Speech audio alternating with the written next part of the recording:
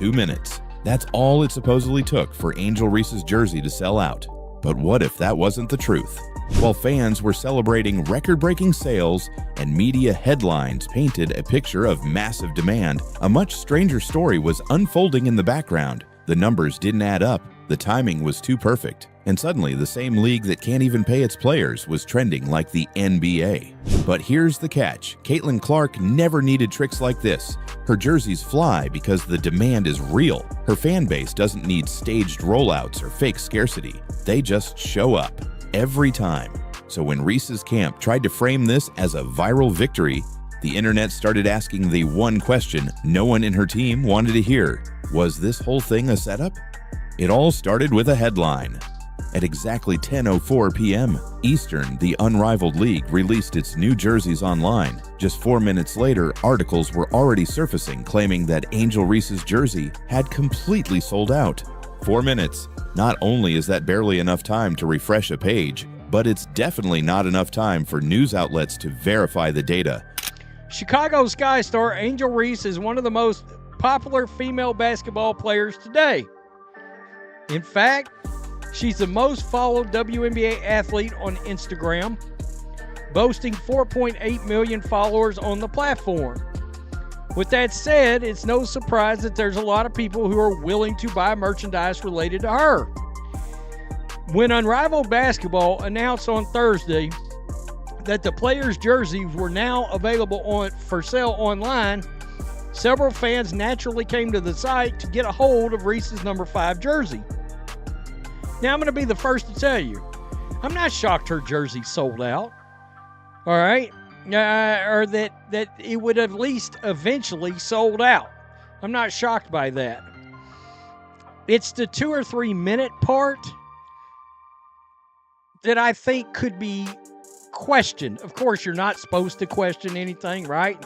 Write full articles, edit them, and publish across multiple platforms. That's when basketball fans started raising eyebrows. But here's what made people stop and really think. Every major player in the league supposedly sold out at the same exact moment. Natasha Cloud, Brittany Griner, and even Kayla McBride all sold out at once. That's not how actual consumer behavior works. So, but you are trying to tell me that Natasha Cloud is moving the needle? That Kayla McBride is moving the needle? That Brittany Griner, somebody that came back from Russia, and the very arena she was playing in for her first game couldn't even sell out. Not only could it not sell out, it didn't come close to selling out. You're trying to tell me they moved the needle because of demand and all of their jerseys were gone in 4 minutes. When the new iPhone drops, you don't see every version sell out at the same time. The most popular models go first. The less in-demand ones can sit for hours, even days. So how did these unrivaled jerseys all vanish at the same pace? The answer might be artificial scarcity, the kind of limited drop strategy sneaker companies use to create hype, produce a small number of items, claim they sold out instantly, let the internet do the rest.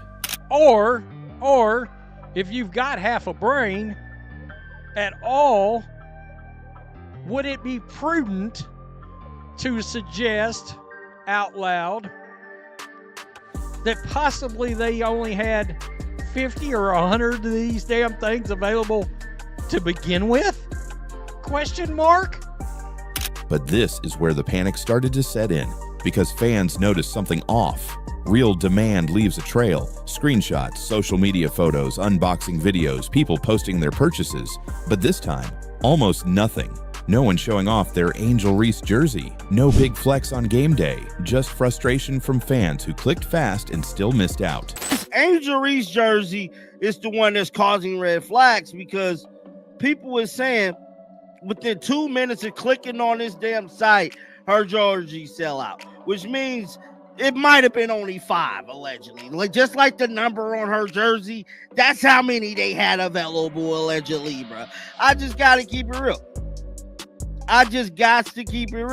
Because they saying ain't no way Angel Reese jersey sell out within 2 minutes, bro. This has never happened. Not even her Chicago Sky jersey sold out that fast. I'm going to tell you, I got to believe him, bro. Therefore, people started asking the hard questions. Was there ever more than 50 jerseys available? Were the other players' jerseys added to the sold-out list just to boost the appearance of league-wide success? Was this rollout even real? Caitlin Clark's camp didn't need to do any of this. Her merchandise sells because fans are hungry for it. Her popularity has been earned on the court. When her jerseys drop, they move, and they keep moving. Not because a PR team staged it, but because her brand is built on performance. But Angel Reese's team may have played this differently. The Sellout announcement hit every platform at once. The tone wasn't just informative, it was promotional. These weren't articles reacting to something. They felt like messages that had been prepared in advance. Coordinated, scripted, ready to fire the moment the fake sold-out alert was triggered. It's the oldest marketing trick in the book. Create the illusion of high demand so the product seems more valuable. But when the hype starts falling apart, you're left with angry fans and questions that don't have answers. And those questions are what led to the biggest red flag of all. How can a league that can't even pay its players suddenly become a merchandise powerhouse? That's the red flag no one can ignore. The unrivaled league reportedly promised players bonuses of $50,000, bonuses that still haven't been paid. Yet somehow, in the middle of financial turmoil, they're pulling off record-breaking sales with flawless coordination. That's not just unlikely, it's suspicious. Fans aren't buying it, literally or figuratively. Angel Reese supporters were vocal online. Some said they were on the website the moment jerseys dropped and still came up empty. Others begged for a restock, confused at how something could vanish so fast without warning. But what was supposed to be a viral victory turned into a credibility crisis. When you dig deeper, this wasn't about Angel Reese's popularity. It was about making Unrivaled look bigger than it really is. And it backfired. Because now fans are asking, where are the receipts? How many jerseys were actually made? Where are the photos? The proof? Caitlin Clark never had to worry about this. Her game speaks louder than any headline. And her fan base? They're real. They show up. They sell out arenas. They don't need stunts. Therefore, as the truth unravels, one thing becomes clear. This wasn't a story about Angel Reese's star power. It was a story about how far a league will go to manufacture relevance. And if that's the playbook Unrivaled is running with, then the jersey stunt may just be the beginning.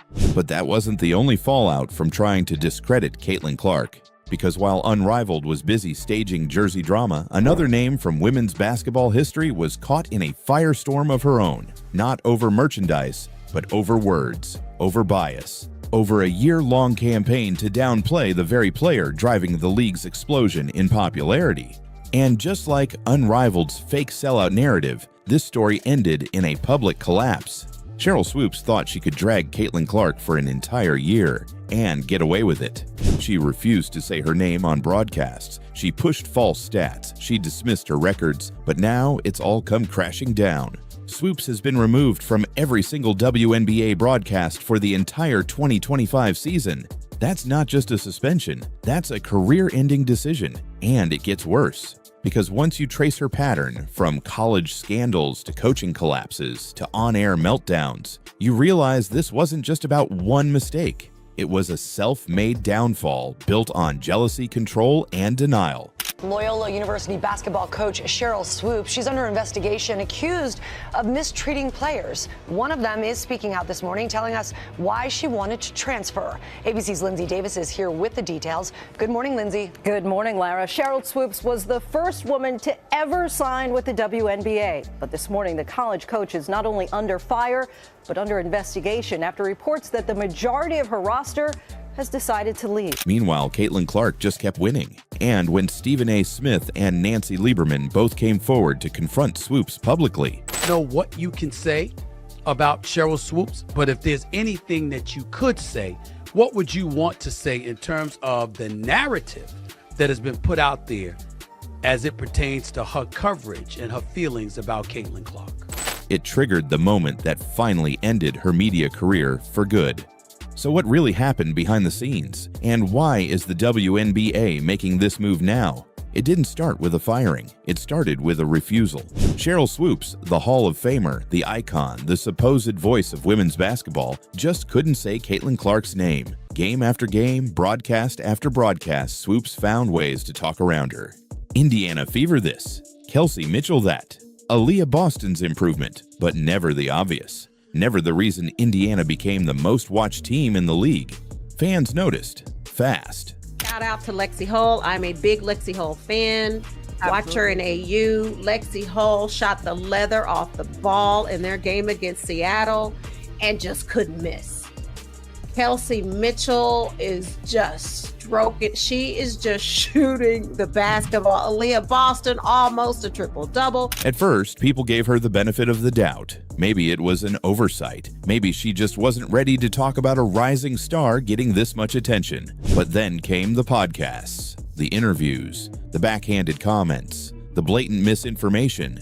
She claimed Caitlin Clark was in her 5th season at Iowa. She wasn't. She played 4. This isn't just for Caitlin, but you asked me about Caitlin. If you're going to break a record, to me, if it's legitimate, you have to break that record in the same amount of time that that player set it. Okay. So if Kelsey Plum set that record in 4 years, well, Caitlin should have broke that record in 4 years. But because there's a COVID year and then there's another year, you know what I mean? So she's already had an extra year to break that record. So is it truly a broken record? Yeah, that'll go in the record books as Caitlin Clark is the all-time, whatever it is. I don't even know what the number is, but that's the way it'll be. And I don't think it should be. Swoopes said Clark took 40 shots a game. That was false too. Clark averaged under 23. Caitlin Clark right now probably takes about 40 shots a game. Carry on. I know you like that. Hell yeah. These weren't small errors, they were red flags. Therefore, fans started asking, why is one of the greatest WNBA players in history going out of her way to discredit the league's most important rookie? And then came the moment everyone remembers. On national television, Stephen A. Smith called her out. He didn't tiptoe. He didn't hedge. He asked the question no one else had the courage to say out loud. How could someone who knows the game so well completely ignore what Caitlin Clark was doing? You know basketball better than almost anyone, he said. So why are you pretending Caitlin Clark isn't changing everything? Address the big elephant in the room, but we ain't gonna run from it today because Sheryl Swoopes made news. Now, she made news last week when she sat up there and was applauding Indiana Fever players, but then forgot to mention Caitlin Clark. Respectfully, Sheryl Swoopes, you have any idea how that makes you look? You have any idea how that serves to stain any kind of critique of Caitlin Clark, because that gives fodder to those who believe she's being hated on and ostracized to some degree? Do you realize that, Sheryl Swoopes, you're insane to do that? Let me tell you why you're insane to do that. Because Sheryl Swoopes, you're one of the greatest players ever in the history of basketball. That's why. You won 3 Olympic gold medals. You won 4 WNBA championships. You know basketball. You know basketball better than me. You know basketball than any of the pundits. You know basketball better than most of the men that play basketball. There is no way in hell you just accidentally left Caitlin Clark's name out of that soliloquy that you dropped about the Indiana Fever. Stop it. Swoopes didn't respond, but behind the scenes, something was shifting. The Dallas Wings quietly pulled her from Fever broadcasts.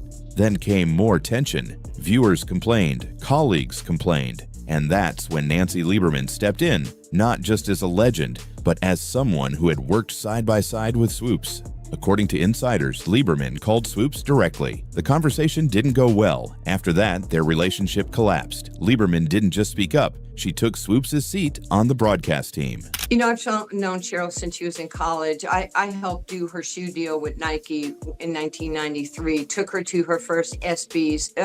I've known Sheryl, I've coached her. I called her when Caitlin was still playing at Iowa and she had just broken Maravich's record. You know, there was this quote by Sheryl that said, you know, Caitlin was, 25 years old. She was, 24 years old. She was a 5th-year senior. Right. She was taking 40 shots a game. Her records were illegitimate. And I got off the treadmill and I called her as a friend. And I said, you can say whatever you want. You can have your own opinion about anybody, but you do have to get the statistics right. And with that move, the message became crystal clear. This wasn't a personal feud, it was a professional reset. But things only escalated from there. By the end of the season, WNBA insiders confirmed what fans had already suspected. Swoops would not be returning to any broadcasts in 2025. Not for Dallas, not for Indiana, not for any team. Her name was gone from the press releases. Her face disappeared from the promo materials. She had been erased. And while she scrambled to repair her image, suddenly complimenting Caitlin Clark on ESPN, praising the Fever's offseason moves, and backtracking on everything she'd said, fans didn't buy it. Therefore, the story stopped being about one bad take. It became a cautionary tale. The WNBA is growing. Caitlin Clark is leading that growth. And anyone trying to tear it down from the inside isn't just being watched, they're being replaced. What happened to Sheryl Swoops wasn't just a firing, it was a statement. Because while she spent the last year doubting Caitlin Clark, the rest of the league was building around her. Indiana didn't just get better, they got serious. They added 3-time champion Natasha Howard, they signed 2-time All-Star DeWanna Bonner, and they stacked their bench with players like Sophie Cunningham and Brianna Turner. Now, Caitlin Clark's team is ranked among the top 3 in the league, and the same person who claimed nobody wanted to play with Clark, that it was a toxic locker room, she's watching from the sidelines while championship-caliber veterans choose Indiana. Therefore, the real question isn't why was Swoops fired, it's why did it take this long? She ignored the most exciting player the league has ever seen. She spread misinformation. She made broadcasts uncomfortable. And when she was finally held accountable, she flipped her tone overnight, as if fans wouldn't notice. But they did. And now, while Caitlin Clark signs autographs, breaks records, and fills arenas across the country, Sheryl Swoops is left out of the conversation she tried so hard to control. Because when legends forget how to lead, the game moves on without them. And this game, it's Caitlin Clark's now. So, Caitlin Clark will be appearing on the Bird and Taurasi show. Caitlin Clark just stepped into a Zoom call with Sue Bird and Diana Taurasi and completely flipped the script. She didn't play it safe. She didn't dodge questions. And she definitely didn't stay quiet. Caitlin Clark, Caitlin, did you ever What's think up, you'd guys? be back? Cheers. Excited to be Cheers. back. Don't worry. I got this nice throwback theater. Well played. Well played. Instead, she confronted the critics, threw subtle shade, and sent a message that even left Diana speechless. From torching the toxic locker room, lies spread by Sheryl Swoops, to laughing off Taurasi's infamous reality is coming moment, to calling out UConn's elite defense and praising Paige Beckers in a way that'll shock you. Second half's about to start. I know you've been watching the first half. What have you seen so far? Well, I thought it was going to be a high-scoring game there from the first 5 minutes, which got me a little excited. I was like, no defense, this is great. Then it slowed down a little bit. I mean, I was watching you guys' show before I got on here. I agree with you, G. I think South Carolina, I would love to see a little full-court press. Why not pick it up a little bit, create some turnovers? But, I mean, Sarah Strong is just so good. I love her game. She's so fun to watch. AZ played great, so it's been a solid game, but I hope South Carolina can get it close just so it's a fun finish. This wasn't just an interview, it was a declaration, a warning shot to the entire WNBA. Caitlin Clark isn't here to fit in, she's here to take over. And once you hear what she said behind the scenes, you'll understand why the league is already hers. It started with a smirk. The second Caitlin Clark's face lit up that Zoom screen next to Sue Bird and Diana Taurasi. You could feel the tension in the air. Not the negative kind, but the kind that shows when generations collide. 1 year earlier, Taurasi had delivered her viral warning to Clark during the NCAA Final Four. Reality is coming. There's more than just that are coming. What will the league have in store for them when they get there? Look, SVP, reality is coming. There's levels to this thing, and that's just life. We all went through it. Of course. And you see it on the NBA side, and you're going to see it on this side, where you look superhuman playing against 18-year-olds, but you're going to come with some grown women that have been playing professional basketball for a long time. Not saying that it's not going to translate, because when you're great at what you do, you're just going to get better. But there is going to be a transition period where you're going to have to give yourself some grace as a rookie. And, you know, it might take a little bit longer for some people. That phrase lived rent-free in every basketball fan's head for a full year. But now, with both players on the same screen, the moment came full circle. And Caitlin, she didn't even need to say a word. A smirk, a subtle nod, a calm confidence that said everything without saying anything. Diana congratulated her. Caitlin smiled again and delivered the punchline with perfect timing. Unfortunately, reality is coming to me now. Congrats on your retirement, Z. Thank you. And congrats. Now, unfortunately, reality is coming to me now. What's your big plans? That wasn't just clever, it was calculated. Clark knew the quote, she knew the moment, and she knew exactly how to flip it. Therefore, the vibe shifted immediately. The power dynamic wasn't just balanced, it had tipped. This wasn't a rookie being lectured, this was a new face of the league sending a message to the veterans. I belong here. But Caitlin didn't stop there. When Diana brought up their first matchup in Phoenix, she described it as surreal. The crowd, the energy, the anticipation, it felt like a championship game, a farewell to a legend, and the arrival of a new one. It was amazing. You know, I've been following Caitlin for so long and been watching her college career just in awe. And to be on the court and, you know, the first game was in Phoenix and it felt like the last game that was ever going to be played. There was such anticipation. The crowd was going crazy. All the people that came out to see Caitlin and you know, our team play against each other. It really was an amazing moment. And you talked about how, you know, if you could play against anyone that is this new generation. So I got to cross paths with Caitlin, at least for a couple games. And to me, that meant a lot, you know? Like, we've been doing this for a long time. To see Caitlin do what she does is, I think someone said the other day, I'm like, I want the season to start so I can watch you again. Diana was honest about what it meant to share the court with someone she'd watched dominate college hoops. However, Caitlin's memory of that same game was a little different. She remembered being down by double digits. She remembered the comeback. She remembered the win. And she made sure to mention it. That wasn't arrogance, it was intent. In her mind, beating a legend on her own floor wasn't just exciting, it was confirmation. Proof that all the noise around her name had weight. That she could not only compete at this level, but she could lead and deliver wins. Therefore, the moment became bigger than just the score. It became a passing of the torch, one that wasn't handed gently, but one that Caitlin earned possession of. You were saying what it was like to play against D. Well, I was saying, like, that game in Phoenix, because we only played in Phoenix one time, and it was before Olympic break. Obviously, we had All-Star there too, but it was a great game. Honestly, I'm pretty sure we were down like 10 or 15 and came all the way back and won. That was like our first like win versus a team that was above 500. So thank you. I appreciate that. And all we heard that whole week was like, Indiana, they don't get along, you know, all this. And I'm like, great. And then I'm like, this is the most together team I've ever seen. Still, this wasn't all tension. It wasn't all mind games. Sue Bird, ever the steady presence, leaned into the bigger picture. She asked Clark about the Fever's new roster, about the fresh start under head coach Stephanie White. And that's when Caitlin lit up again. Not with attitude, but with excitement. Caitlin, how excited are you for this next WNBA season? New head coach and Stephanie White. You added Natasha Howard, who Sue knows really well, DeWanna Bonner, which I know really well, Sophie Cunningham. I mean, it seems like, you know, from the outside, this roster's ready to compete now, which is easy for us to say.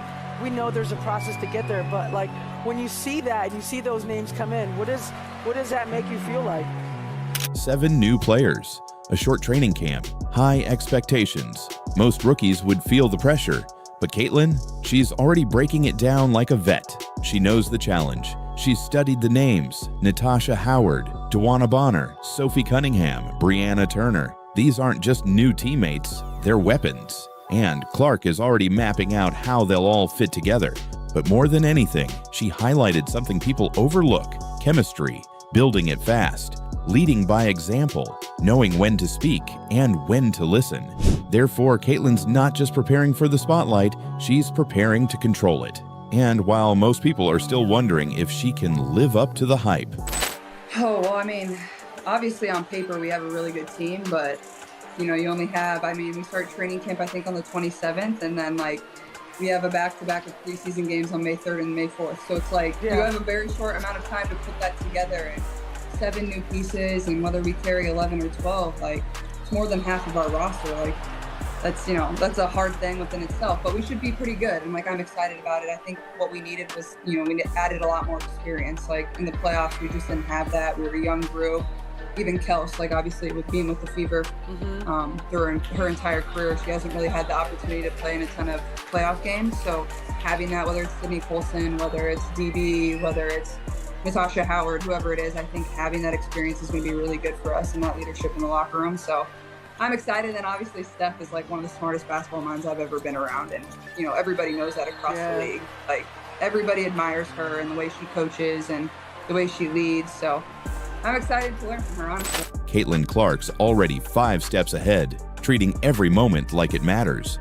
But the real shock came when the conversation shifted to one of the biggest WNBA controversies of the offseason. Sheryl Swoopes had claimed the Indiana Fever locker room was toxic. She suggested players didn't want to be there, that the team was fractured behind the scenes. There's a lot of other shit going on that players are like, this ain't where I want to be. Over there. Yeah. Yeah. Some new shit going on around there. It's a lot. So you have players that are very significant on this Indiana Fever team that are like, I don't want to be here. This is where I want to be. Yeah. The media ran with it. Fans speculated. And for weeks, Caitlin Clark stayed silent. Until now. When Sue Bird brought it up directly, Caitlin didn't flinch. She didn't dance around it. She took a deep breath and said exactly what she thought. All the narratives like that one, that your team didn't get along, and just having to literally ignore it, deal with it, even though you know it's not true. Yeah, I mean, I think it's something you kind of just become used to. It's like people think they know what's going on inside of your locker room, and they just don't. At the end of the day, it's just, you know, the girls that you have in there, and then obviously your coaching staff, and that's all that matters. And honestly, like, the best thing about last year is, like, we honestly had so much fun together. Yeah, we lost our first 8 games or whatever, but, like, we wouldn't have won if we didn't have a tight-knit circle or a good locker room. And that's the reason we kind of turned everything around, is just we, like, needed some time. We were a young group, and, you know, we figured it out. But, yeah, it was really fun, honestly. But just as Caitlin Clark was shutting down one controversy, another one exploded online. While she calmly exposed the truth behind the Indiana Fever's so-called toxic locker room, a different kind of chaos was brewing around Angel Reese. This time, it wasn't about attitude or rivalries. It was about numbers, headlines, and one of the most suspicious jersey sellouts women's basketball has ever seen. Because what happened next left fans questioning everything they thought they knew about Reese's popularity.